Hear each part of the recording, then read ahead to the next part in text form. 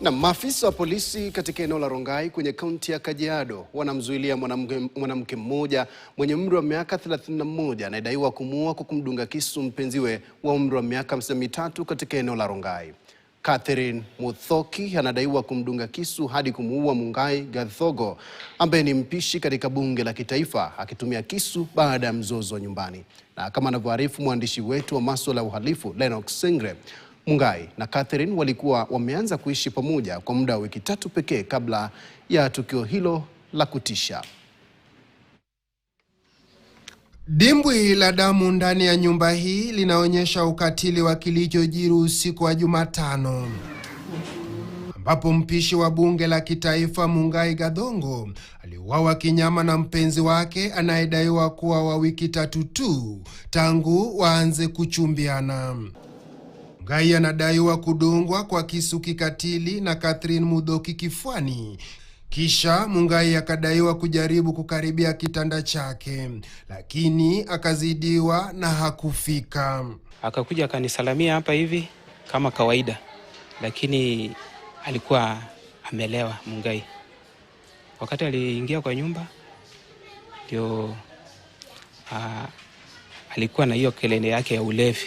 Wakati nitoka kuja kuangalia, tukapata mwanamke mmoja alikuwa anapiga nduru hapa nje.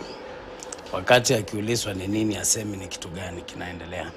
Kulingana na uchunguzi, Gathogo alirejea nyumbani akitoka kazini majira ya saa 3 usiku akiwa pamoja na mpenzi wake Catherine Muthoki.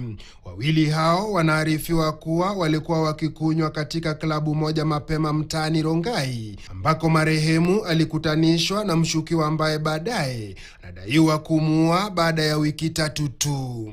Wafuata mahali penye wanaenda. So wakati tulifika huko, tukapata Mungai amelala chini, amedungwa kisu. Sasa wakati tuliweza kuingia, kwa sababu tuliweza kuingia watu kadhaa, tukapata kwa kweli kuna jamaa ameweza kundungwa kisu.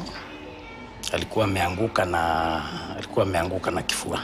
Maafisa wa DCI walifika katika eneo la tukio kwa ajili ya uchunguzi zaidi kwa kifo tatanishi cha mpishi huyo hodari. Police rushed the scene where they established that one by the name Mungai Gathogo, who we later learned that is an officer working at the parliament, but I don't know which department, had been injured, seriously injured, by supposedly a girlfriend by the name Catherine Muthoki. Fikia sasa mshukiwa anazuiliwa katika kituo cha polisi cha Rongai akisubiri kufikishwa mahakamani siku ya Jumatatu ijayo. Lennox Sengre, runinga ya KTN.